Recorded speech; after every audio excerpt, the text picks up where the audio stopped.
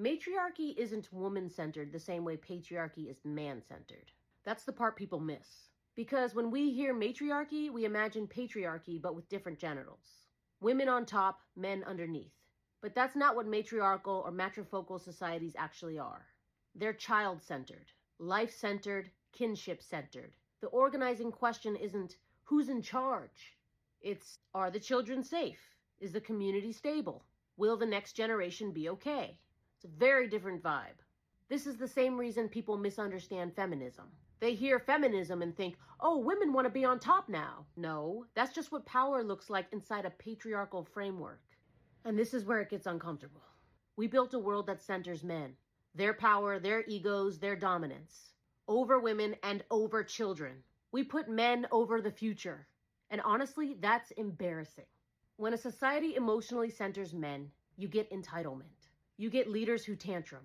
You get strong men who can't self-regulate. You get adults with power and the emotional capacity of toddlers who are never told no.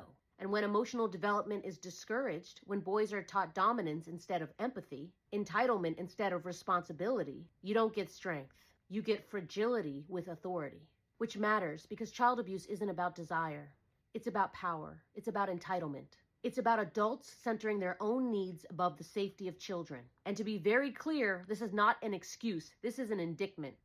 Abuse happens when a culture teaches men that their feelings matter more than anyone else's boundaries, that they are owed access, that accountability is optional, that vulnerability is shameful, but control is masculine. So no, this isn't about bad apples. It's about a system that never required men to grow up emotionally before handing them power.